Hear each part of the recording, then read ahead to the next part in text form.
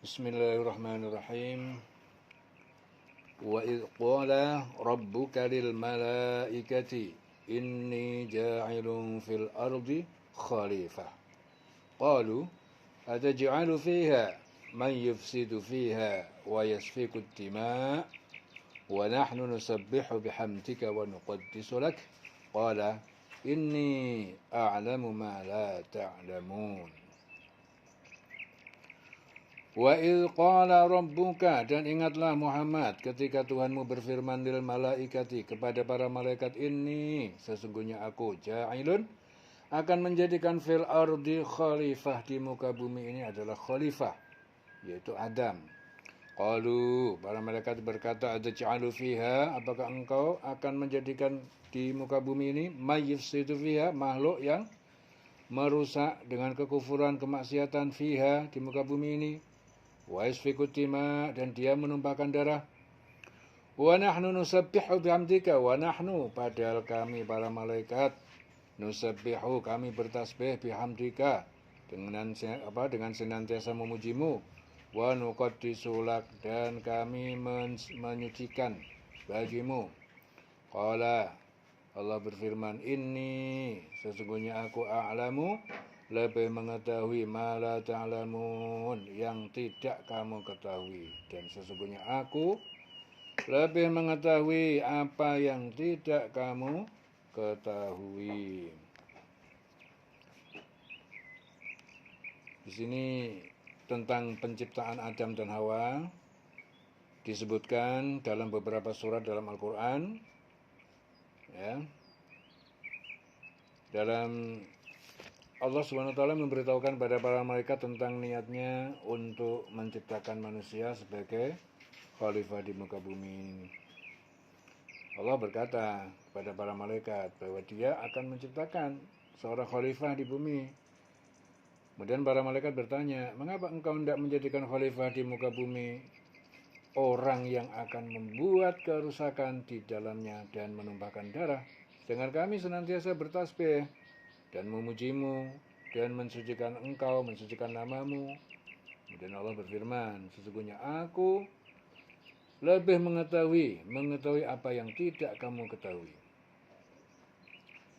Kemudian Allah mengajarkan kepada Adam nama-nama segala sesuatu yang kemudian Adam sebutkan di hadapan para malaikat. Para malaikat pun mengakui keunggulan ilmu yang diberikan Allah kepada Adam. Ya, kemudian Allah memerintahkan malaikat untuk bersujud kepada Adam. Semuanya bersujud. Semua malaikat bersujud kecuali iblis.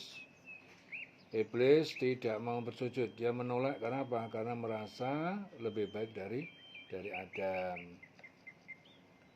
Ya, dalam beberapa surat lain Al-Quran menjelaskan juga bahwa sesungguhnya kami telah menciptakan manusia, yaitu Adam, dari tanah liat yang kering, yang berasal dari lumpur hitam yang diberi bentuk, dalam surah Al-Hijr ayat 26. Kemudian Allah menyampaikan kepada para malaikat bahwa dia akan menciptakan manusia dari tanah liat. Setelah manusia itu disempurnakan, Allah meniupkan ruhnya ke dalam Adam, dan pada saat itulah Adam menjadi hidup, ya, dalam surah Al-Hijr 28-29. Kemudian Allah menjelaskan penciptaan manusia secara umum dimulai dari saripati tanah, kemudian menjadi segumpal darah, dan akhirnya menjadi manusia yang sempurna. Meskipun ayat ini lebih merujuk kepada keturunan Adam, hal ini juga relevan dengan penciptaan Adam sebagai nenek moyang manusia, ya, sebagai nenek moyang manusia pertama. Kemudian setelah menciptakan Nabi Adam, Allah menciptakan Hawa, ya, dari diri Adam sebagai pasangan hidupnya. Allah menciptakan manusia dari diri yang satu, yaitu Adam, dan menciptakan pasangannya, yaitu Hawa, dari dirinya, yaitu dari Adam. Kemudian Allah berfirman, dialah yang menciptakan kamu dari diri yang satu, yaitu Adam, dan darinya, dan dari Adam menciptakan istrinya agar dia merasa tentram kepadanya, ya, bisa dilihat di surah Al-A'raf 189. Jadi menurut hadis, Hawa diciptakan dari tulang rusuk Adam. Tetapi Al-Quran tidak merinci detail tentang dari bagian tubuh mana Hawa diciptakan. Hanya disebut bahwa dia diciptakan dari Adam. Setelah penciptaan, Allah menempatkan Adam dan Hawa di surga dan memberikan peringatan kepada mereka. Allah memerintahkan Adam dan Hawa untuk tinggal di surga dan menikmati apa saja yang ada di dalamnya, kecuali satu pohon yang dilarang. Mereka diperingatkan agar tidak mendekati pohon tersebut, karena jika melanggar, mereka akan menjadi orang yang zalim. Ya, itu di Al-Baqarah 35. Kemudian Allah memberi instruksi kepada Adam dan Hawa untuk tidak mendekati pohon tertentu di surga. Ya, bisa dilihat di Al-A'raf 19. Ya, kemudian iblis yang telah menolak bersujud kepada Adam, kemudian menggoda.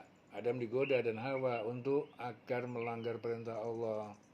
Kemudian iblis menggoda mereka hingga mereka mendekati pohon yang dilarang. Dan setelah itu mereka jatuh ke dalam kesalahan. Ya, iblis membujuk Adam dan Hawa dengan berkata bahwa Allah melarang mereka memakan buah dari pohon tersebut agar mereka tidak menjadi malaikat atau makhluk yang kekal. Mereka termakan bujuk rayu iblis dan akhirnya melanggar perintah itu, ya. Itu bisa dilihat di Al-A'raf 22. Setelah melanggar perintah, Adam dan Hawa dikeluarkan dari surga dan diturunkan ke bumi. Allah kemudian menurunkan Adam dan Hawa dan iblis ke bumi dan menyatakan bahwa mereka akan hidup di sana sementara waktu dengan saling bermusuhan.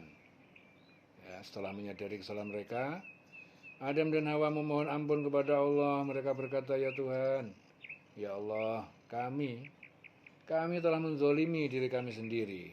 Dan jika Engkau tidak mengampuni kami dan memberi rahmat kepada kami, niscaya kami termasuk orang-orang yang merugi."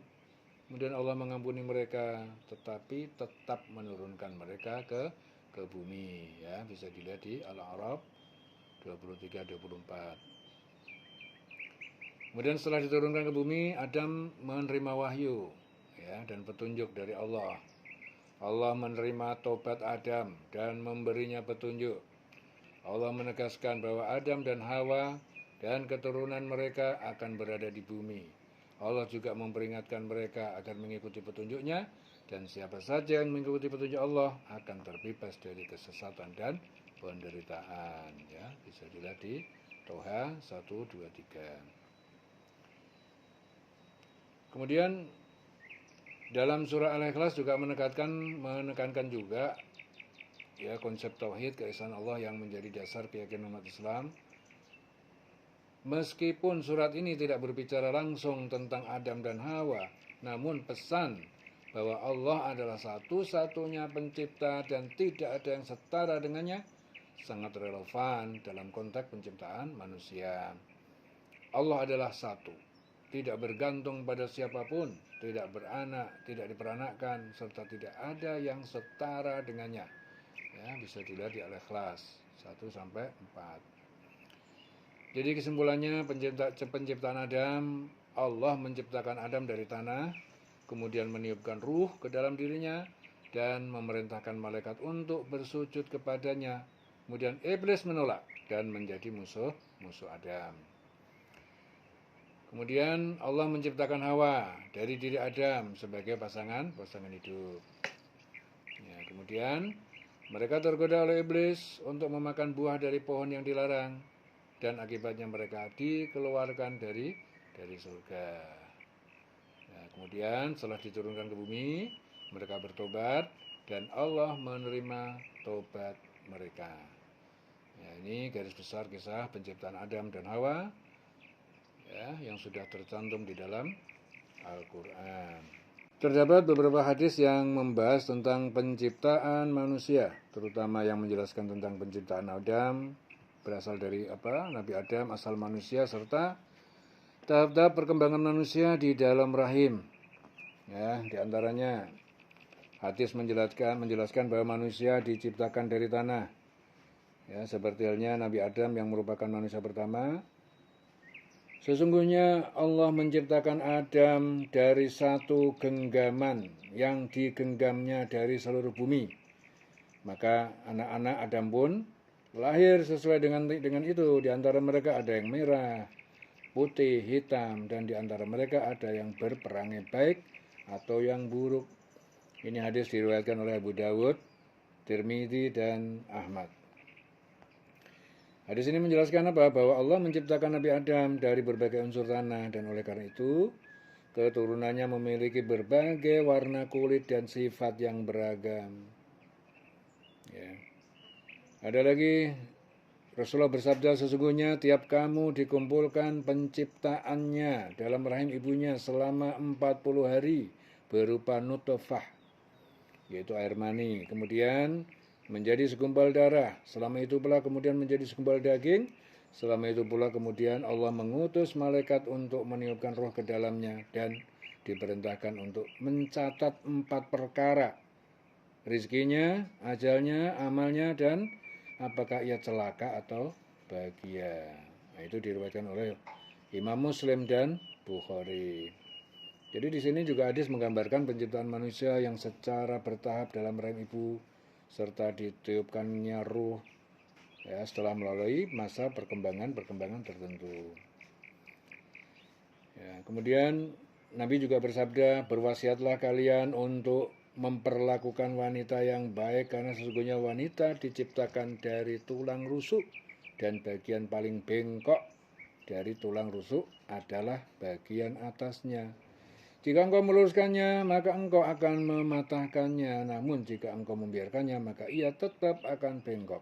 Maka berwasiatlah untuk memperlakukan wanita dengan baik. Ini hadis diriwayatkan oleh Bukhari. Ya. Ada juga hadis yang lain. Rasulullah bersabda, Allah menciptakan Adam dari segenggam tanah yang diambil dari seluruh bumi. Maka anak cucu Adam pun lahir sesuai dengan kadar tanah tersebut. Di antara mereka ada yang berkulit merah, hitam, putih, kuning. Di antara mereka ada yang lembut, ada yang keras, ada yang buruk, ada yang baik. Ya. Itu hadis diriwayatkan oleh Ahmad, Daud, dan Tirmidzi. Kemudian Rasulullah juga bersabda, Allah menciptakan Adam dengan tinggi 60 hasta, ya, kira-kira 27,5 meter. Setelah Adam diciptakan, Allah berfirman, pergilah dan berilah salam kepada malaikat dan dengarkan apa yang mereka jawab sebagai ucapan selamat untukmu dan keturunanmu. Lalu Adam berkata, Assalamualaikum. Para malaikat menjawab, Assalamualaikum warahmatullah. Maka siapa saja yang masuk surga bentuknya seperti Adam, tingginya 60 hasta. Sejak itu tinggi badan manusia terus berkurang sampai sekarang. Itu hadis diriwayatkan Bukhari dan Muslim. Sesungguhnya Allah menciptakan Adam sesuai dengan bentuknya, tingginya 60 hasta. Ketika dia menciptakannya, dia berfirman, pergilah dan ucapkan salam kepada para malaikat, lalu dengarkan apa yang akan mereka jawab. Karena itu, salam penghormatanmu dan salam penghormatan keturunanmu. Adam berkata, Assalamualaikum. Mereka menjawab, Assalamualaikum warahmatullah. Maka siapa yang masuk surga, dia akan berwujud seperti Adam. Manusia terus berkurang tinggi badannya setelah itu hingga sekarang. Hadis diriwayatkan Bukhari dan Muslim. Ya. Jadi hadis-hadis tentang penciptaan manusia memberikan penjelasan tentang asal-usul manusia dari Nabi Adam, proses penciptaan dalam rahim, asal penciptaan Hawa dari diri Adam. Semua hadis ini menekankan betapa penciptaan manusia merupakan proses yang penuh hikmah dan sesuai kehendak Allah Subhanahu wa taala. Jadi nama Hawa sebagai istri Adam itu tidak secara eksplisit disebutkan di dalam Al-Quran, melainkan berasal dari riwayat-riwayat hadis dan sumber-sumber lain dan tradisi Islam serta kitab-kitab terdahulu seperti Taurat dan Injil.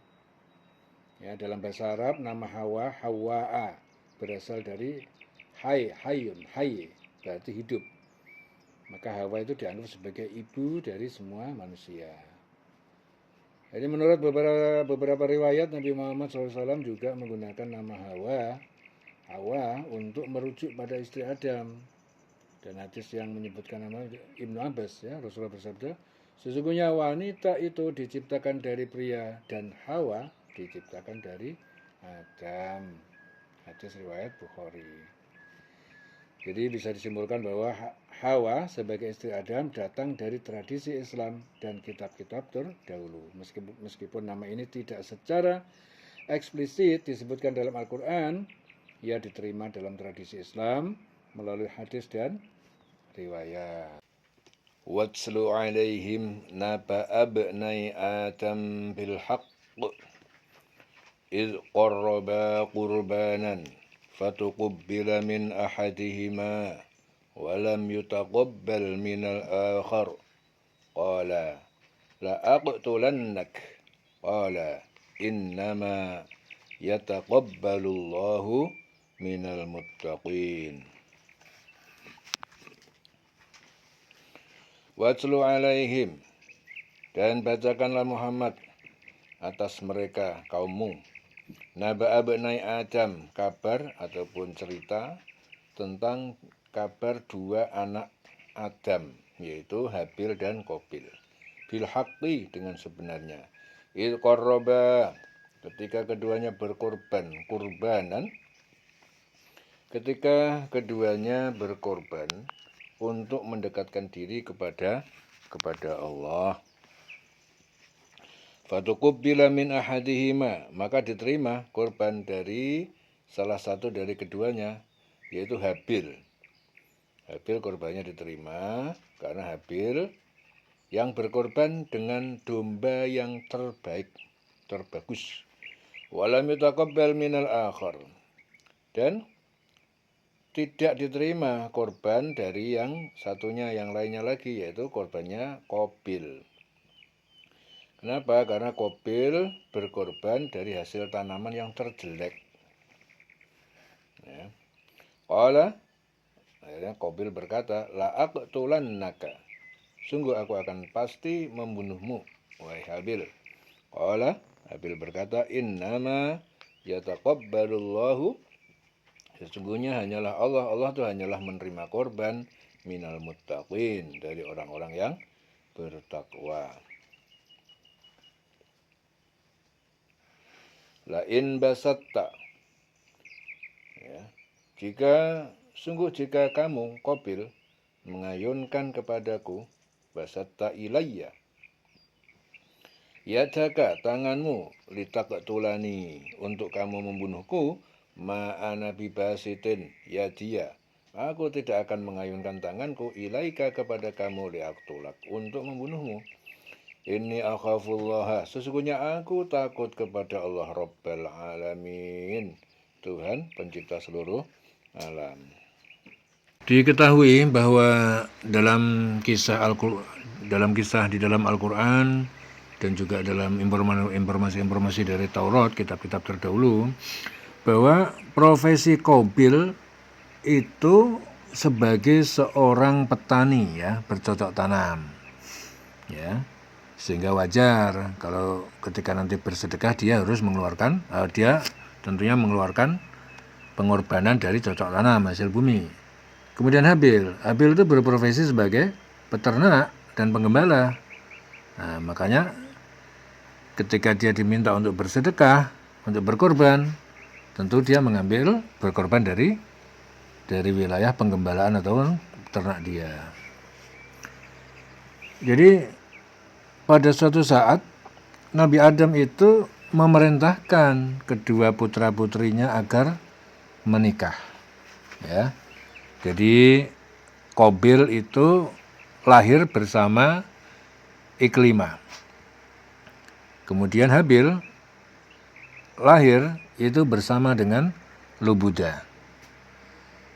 Jadi diberitakan bahwa Nabi Adam itu bersama Hawa itu punya anak banyak.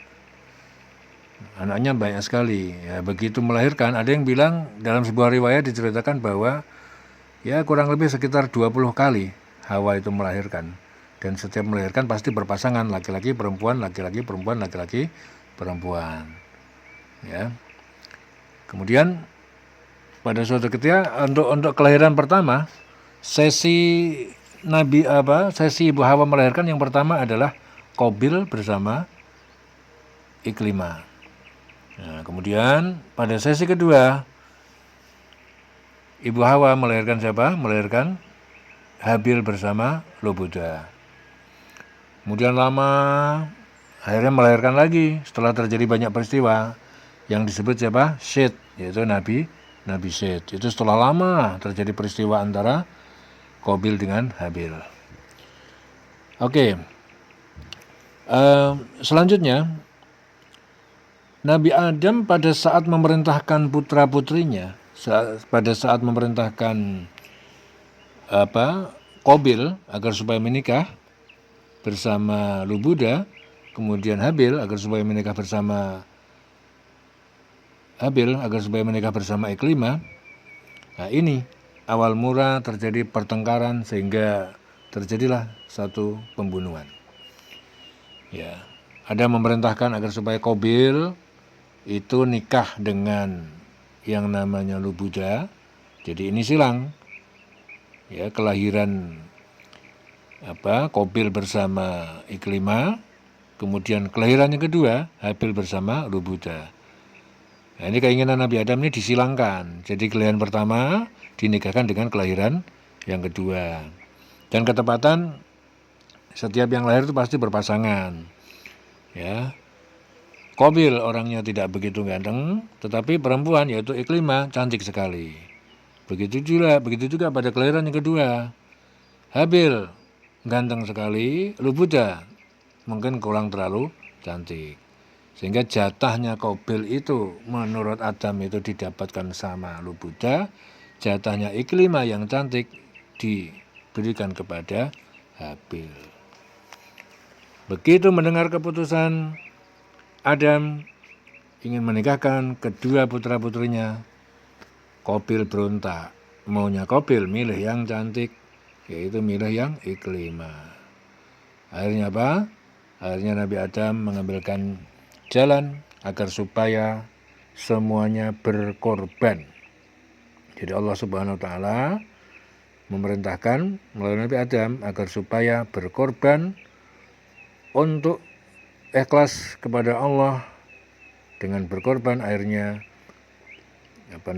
untuk simbolisasi pengorbanan hati dan takwa atas perselisihan keduanya.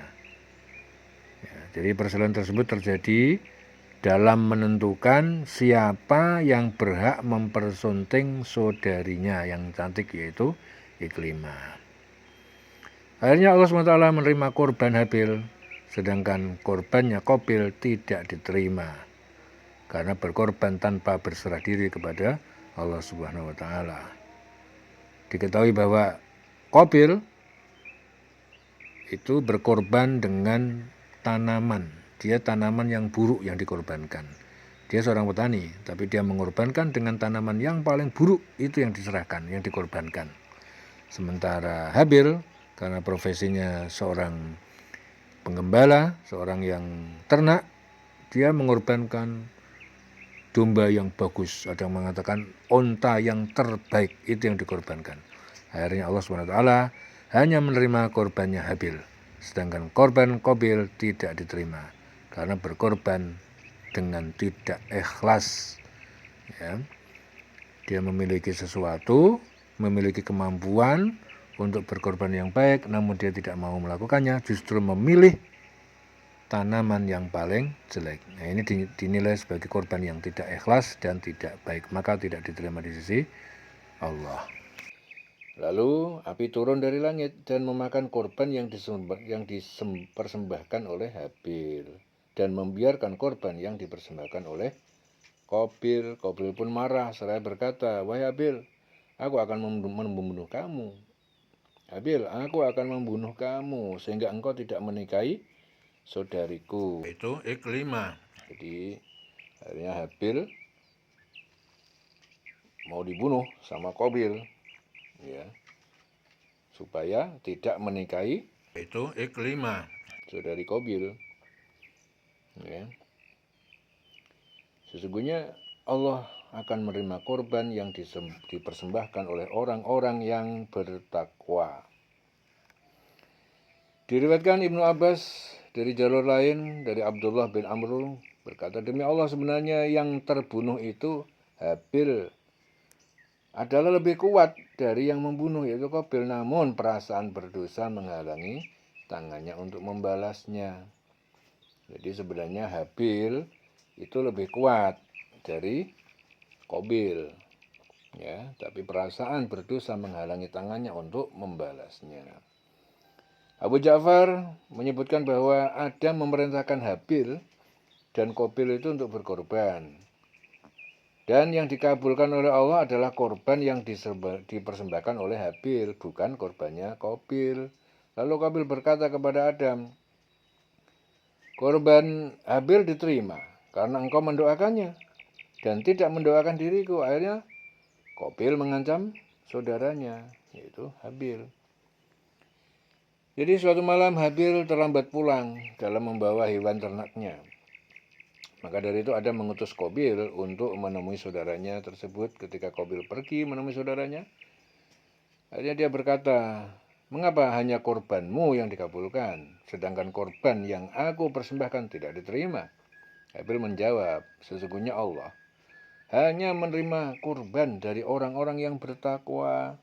Mendengar jawaban itu, Qabil pun marah dan memukul saudaranya dengan besi, ya, yang dia pegang hingga saudaranya tewas. Jadi hingga Habil tewas. Ada yang berpendapat bahwa Qabil membunuh saudaranya itu dengan batu besar yang ditembakkan ke kepala saudaranya tengah tidur. Ya, pendapat lain mengatakan Qabil mencekik Habil dengan cekikan yang sangat keras dan menggigitnya sebagaimana dilakukan oleh binatang buas hingga meninggal dunia. Wallahu alam. Jadi itu semua hanya pendapat-pendapat, ya. Intinya adalah Qabil membunuh Habil dikarenakan apa? Dikarenakan korbannya Qabil tidak diterima.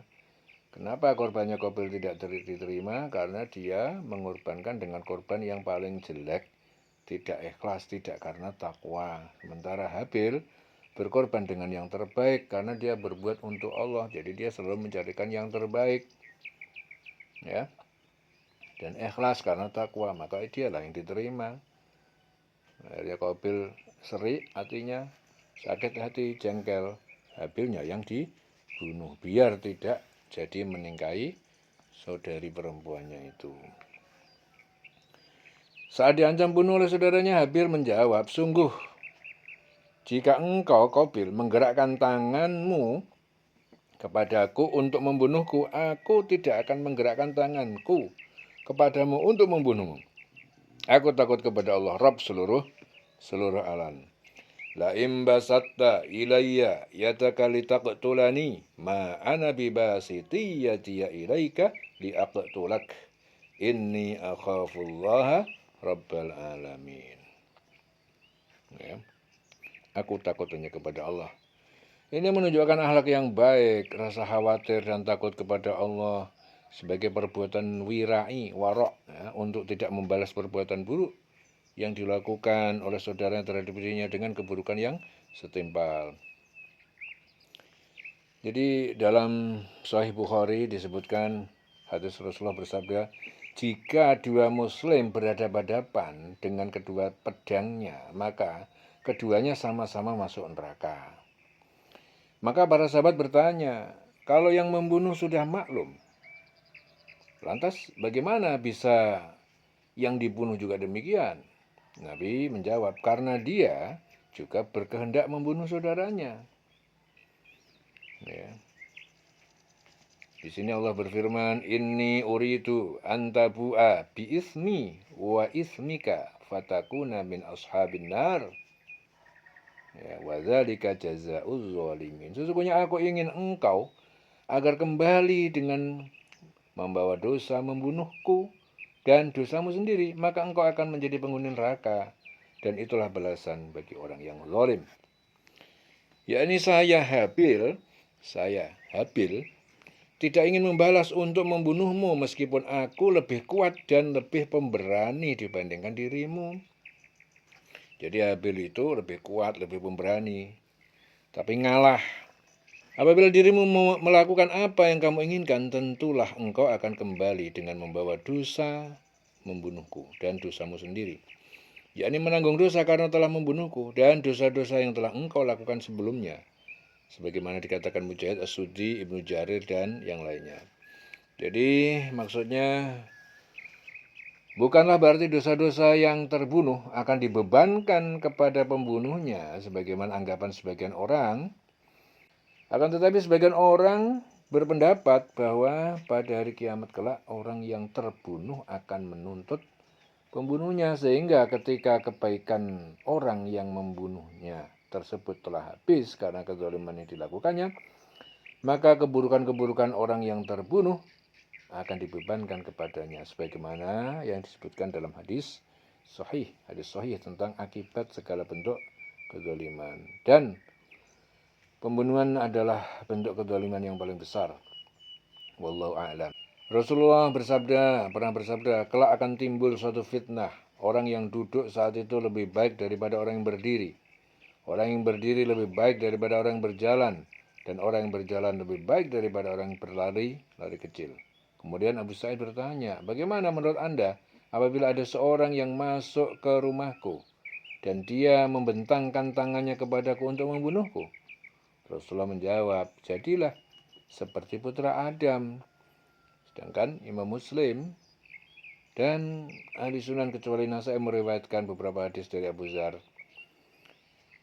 Ya, hadis dari Huzaifah ibnu Yaman secara marfu, jadilah yang terbaik dari kedua anak Adam. Ya, dengan redaksi itu.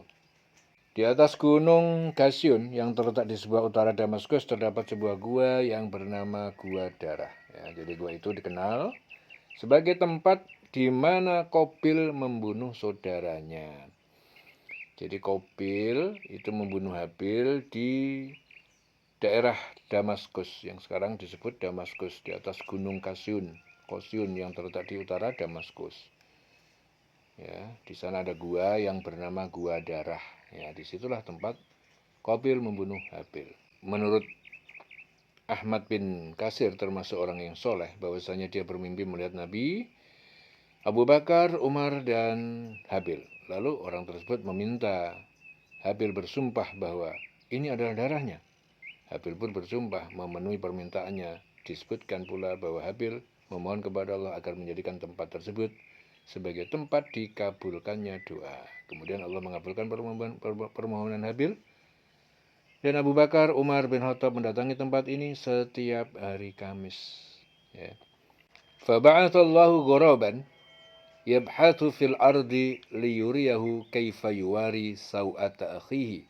Qala, ya wailata a'ajaztu an akuna mithla hadzal ghurab fa'uwariya saw'ata akhi fa asbaha minan nadimin. Kemudian Allah mengutus seekor burung gagak menggali tanah untuk memperlihatkan kepada Qabil bagaimana dia seharusnya menguburkan mayat saudaranya. Akhirnya Qabil berkata, oh celaka aku, mengapa aku tidak mampu berbuat seperti burung gagak ini, sehingga aku dapat menguburkan mayat saudaraku ini. Maka jadilah termasuk orang yang menyesal. Jadi sebagian ulama menyebutkan, setelah Qabil membunuh Habil, sebagai bentuk penyesalan, dia memanggulnya di atas punggung selama 1 tahun. Kondisinya terus begitu, hingga Allah mengutus burung gagak. As-Suddi berkata, dengan sanad yang diriwayatkan dari golongan sahabat, ada 2 ekor gagak yang saling menyerang. Sehingga salah satu dari mereka membunuh saudaranya. Setelah saudaranya meninggal, dia menelentangkan naruh jasadnya saudaranya itu di atas tanah, lalu membuatkan lubang untuknya, kemudian mengubur dan menimbunnya.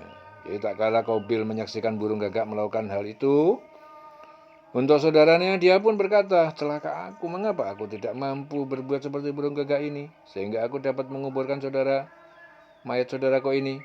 Kemudian dia melakukan seperti yang dilakukan oleh burung gagak tersebut, mengubur, menimbun jasadnya. Ya.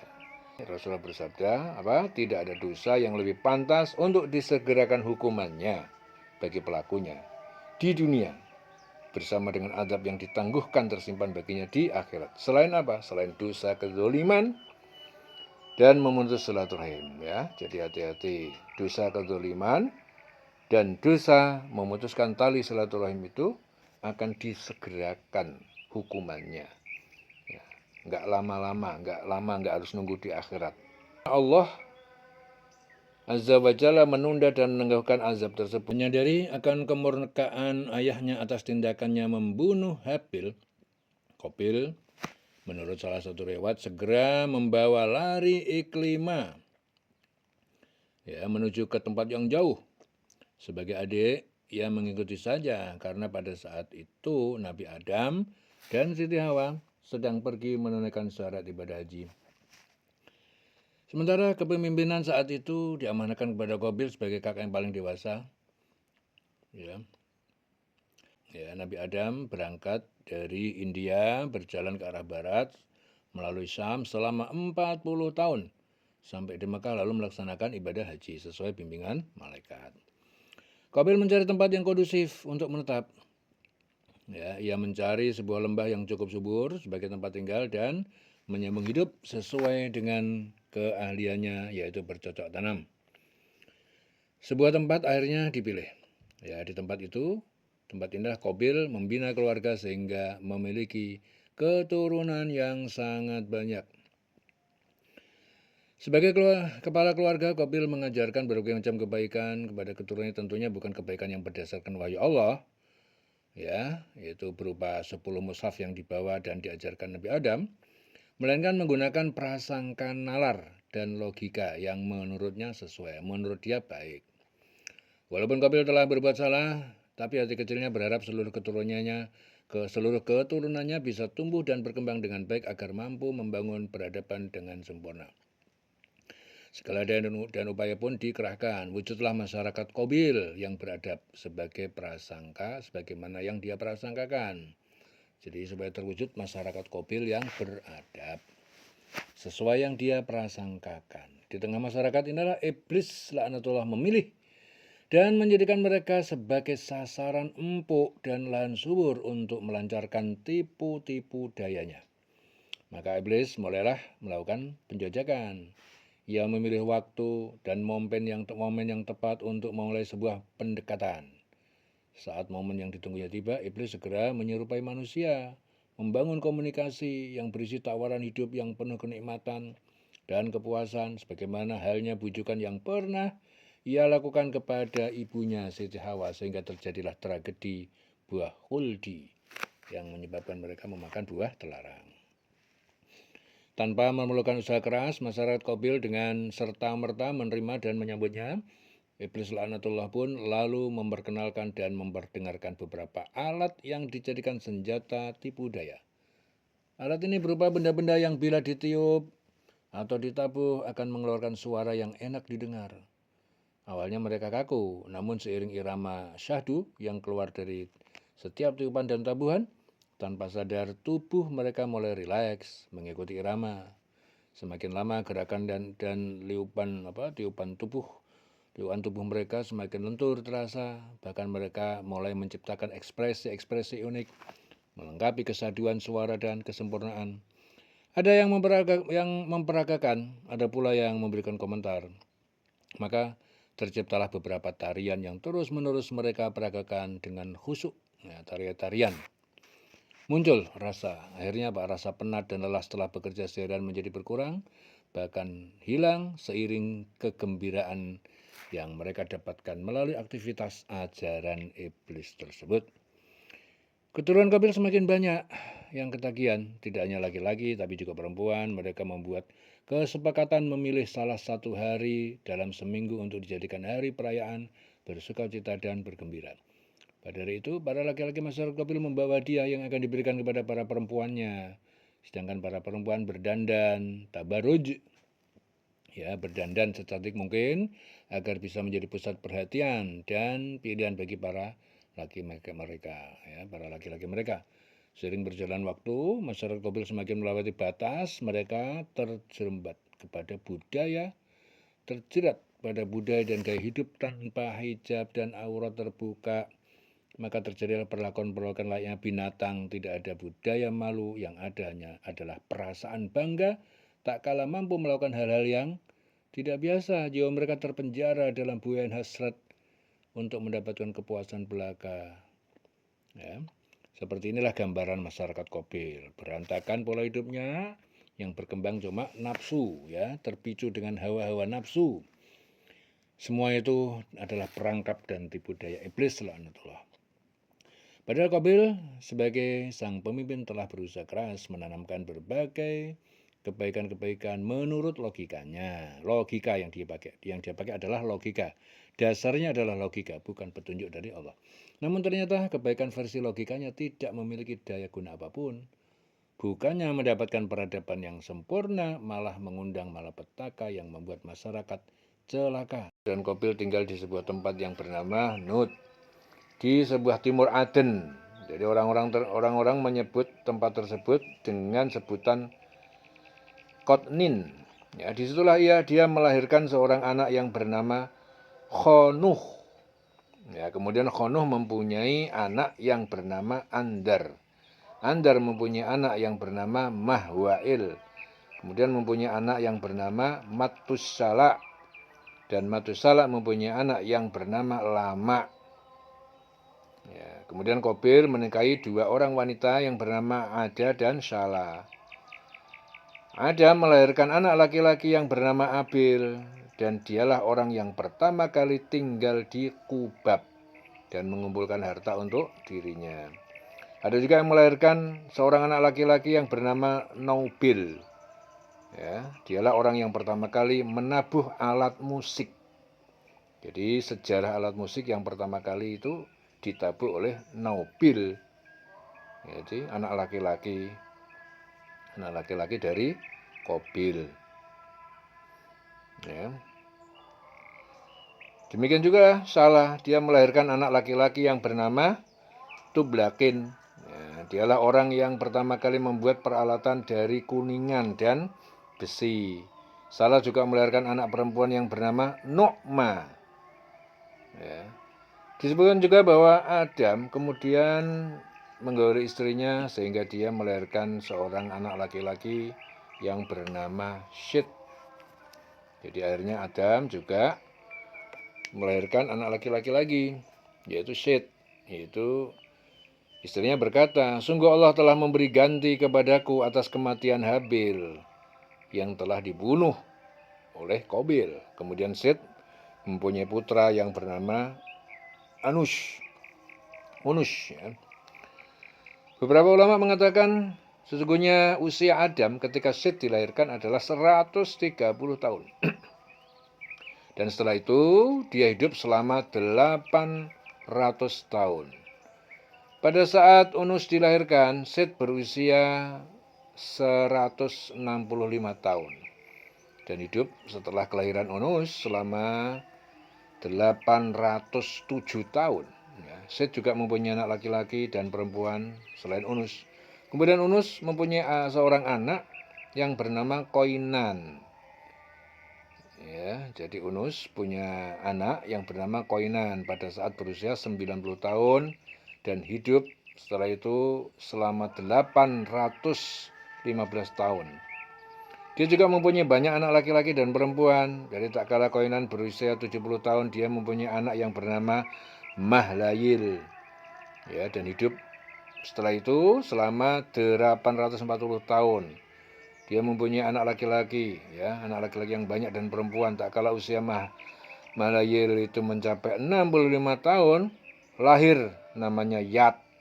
Dan dia hidup setelah itu selama 830 tahun. Dia juga mempunyai banyak anak laki-laki dan perempuan. Jadi tak kala Yat mencapai 162 tahun, lahir putranya lagi yang bernama Khonuh. Diketahui bahwa Khonuh itu adalah nama lain daripada Nabi Idris. Ya, Khonuh itu nama lain dari Nabi Idris. Dan setelah dia hidup selama 800 tahun, dia juga mempunyai anak yang banyak, perempuan. Kemudian Khonuh berusia 65 tahun, lahirlah Matusalih, ya. Hidup selama 800 tahun. Dia memiliki banyak anak laki-laki dan perempuan. Tak kala usia Matusalih sampai 180 tahun, lahir putranya yang bernama Lama. Ya, setelah dia hidup 170 hidup selama 782 tahun, juga mempunyai banyak anak laki-laki dan perempuan. Ya, kemudian tak kala usia Lama mencapai 182 tahun, lahir putranya yang bernama Nuh. Namun sayangnya diketahui bahwa sebelum kelahiran Nabi Nuh, ternyata Nabi Adam alaihissalam telah meninggal dunia lebih dulu. Ya, Nabi Nuh. Dan setelah itu dia hidup selama 595 tahun.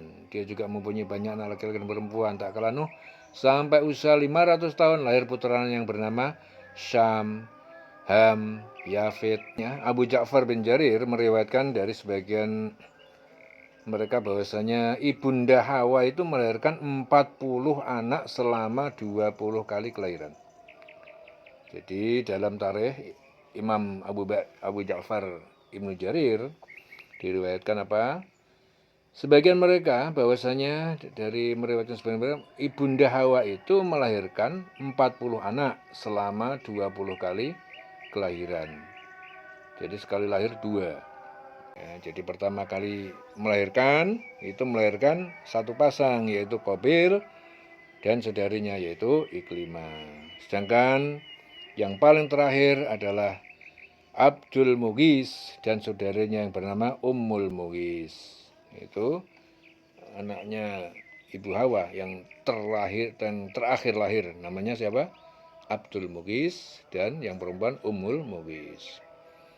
Setelah itu bangsa manusia terus berkembang biak, ya. Setelah itu bangsa manusia terus berkembang biak sehingga jumlahnya bertambah banyak dan semakin menyebar ke seluruh penjuru bumi. Ya ayuhan nas, wahai manusia, ittaqu rabbakum, bertakwalah, ya, kepada Tuhanmu, alladzi khalaqakum min nafsin wahidatin, yang telah menciptakan kamu dari nafsu, dari jiwa yang satu, yaitu Adam. Wa khalaqa minha zawjaha, dan Allah menciptakan pasangannya yaitu Hawa. Wa basta minhuma, dan dari keduanya basta minhuma terlahir berkembang biak rijalan kasiran wa nisaan, berkembang biaklah laki-laki dan perempuan yang banyak. Jadi para sejarawan Islam menyebutkan bahwa Adam sebelum meninggal dunia hingga dia menyaksikan anak keturunannya berjumlah 400.000 orang. Jadi ahli sejarah mengatakan Adam sebelum meninggal dia sudah menyaksikan anak keturunannya itu berjumlah sekitar 400.000 orang. Walaqad khalaqnal insana min sulalatin min tin, dan sungguh kami telah menciptakan manusia dari saripati, berasal dari tanah. Tsumma ja'alnahu nutfatan min qararim makin, kemudian kami menjadikannya air mani yang disimpan dalam tempat yang kokoh. Walaqad zayyana as-samaa'a dunya, dan sungguh kami telah hiasi langit, ya, yang dekat, ya, bimasabiha, sama dunya bimasabiha wa ja'alnaha rujuman lisyayatin, ya, dekat dengan bintang-bintang, dan kami jadikan bintang-bintang itu sebagai alat-alat pelempar setan, rujuman lisyayatin. Wa a'tadna lahum adzabas sa'ir, dan kami sediakan bagi mereka azab neraka menyala-nyala. Ya, dileng-leng selawase urip.